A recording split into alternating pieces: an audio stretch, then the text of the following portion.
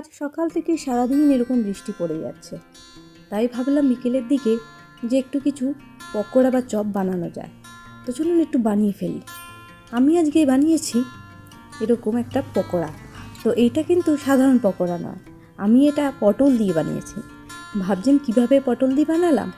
তো সেই জন্য তো আপনাদের পুরো ভিডিওটা দেখতে হবে। এই জন্য পুরো ভিডিওটা দেখার অনুরোধ রইল।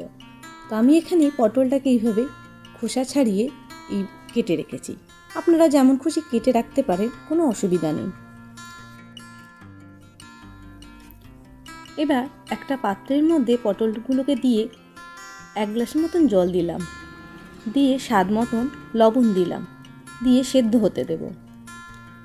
পটলটা যখন সেদ্ধ হয়ে যাবে, যেহেতু গরম আছে তাই আমি এইভাবে জলটা একটু নিংড়ে নিয়ে অন্য পাত্রের মধ্যে রাখছি, নাহলে তো ভেতরে প্রচুর জল থাকে, তাই জলটাকে একটু নিংড়ে নিয়েই রাখতে হবে। দিয়ে এবার ম্যাশ করে নেব। আপনারা চাইলে হাত দিয়েও করতে পারেন, কোনো অসুবিধা হবে না। তো এইভাবে ম্যাশ করে নিলাম। একদম পুরোপুরি ম্যাশ করব না, একটু গোটা গোটা রেখে দেব, যাতে খাওয়ার সময় দাঁতে পড়লে বেশ ভালো লাগে। এবার আমি 2টো গ্রিন চিলি বা কাঁচা লঙ্কা আর একটা পেঁয়াজ কুচিয়ে রেখেছি, দিয়ে দিলাম। আপনারা ঝালটা কিন্তু নিজেদের স্বাদ মতন দেবেন। কম খেতে চাইলে কাঁচা লঙ্কার পরিমাণটা কম দেবেন। আমি এখানে গোলমরিচ গুঁড়ো দিলাম 1 চা চামচের মতন, আর একদম অল্প দিলাম গরম মশলা, আর এখানে 2 টেবিল চামচের মতন দিয়ে দিলাম বেসন, দিয়ে মেখে নেব ভালো করে।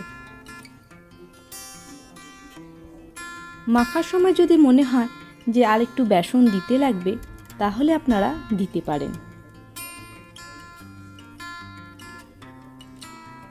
আমার ব্যাটারটা একটু পাতলা হয়েছে, তাই আমি আবার একটু বেসন দিয়ে দিলাম, দিয়ে মাখিয়ে নেব। এবার আমি রেড চিলি পাউডার দিলাম, আপনারা না দিলেও দিতে পারেন, আর দিলাম হলুদ গুঁড়ো। এগুলো সবই কিন্তু আমি কালার করার জন্যই দিয়েছি। এবার দিয়ে দেব 1 টেবিল স্পুনের মতন ব্রেড ক্রাম্ব। আপনারা এর বদলে চালের গুঁড়িও ব্যবহার করতে পারেন। এবার স্বাদ মতো নুন দেব। যেহেতু পটলটা সেদ্ধ করার সময় নুন দিয়েছিলাম, তাই একদম সবশেষে নুন দিলাম। এবার আমি সর্ষের তেলে ভাজবো। আপনারা চাইলে রিফাইন্ড অয়েলেও ভেজে নিতে পারেন। তেলটা গরম হয়েছে কিনা দেখার জন্য আমি অল্প একটু দিয়ে দেখলাম গরম হয়েছে।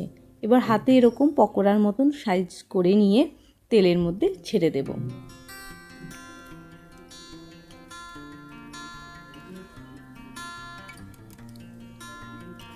এবার এক পিঠটা ভাজা হয়ে গেলে অপর পিঠটা উল্টে দেব।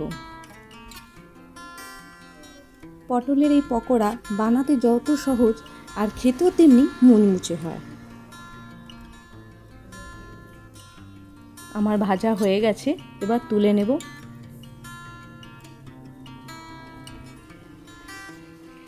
এই সময় হাজব্যান্ডেরও অফিস থেকে আসার সময় হয়েছে।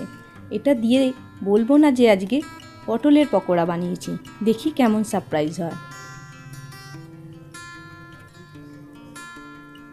এই দেখুন, এবার চাটনির সাথে আপনারা পরিবেশন করে দিতে পারেন। বাড়িতে গেস্ট আসলেও এইভাবে আপনারা বানিয়ে নিতে পারেন। ভিডিওটা ভালো লাগলে অবশ্যই লাইক করে দেবেন, আর চ্যানেলে নতুন সদস্য হলে অবশ্যই চ্যানেলটিকে সাবস্ক্রাইব করার অনুরোধ রইল। এই যে হাজব্যান্ড এসেছে, দিয়েছি, দেখি। বাহ, বৃষ্টিতে গরম গরম পকোড়া। বলো তো এটা কিসের পকোড়া? কিসের পকোড়া বানিয়েছো তো?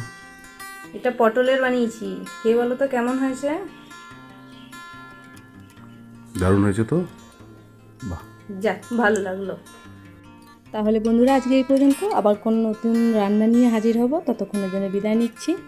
দেখতে থাকবেন চ্যানেল।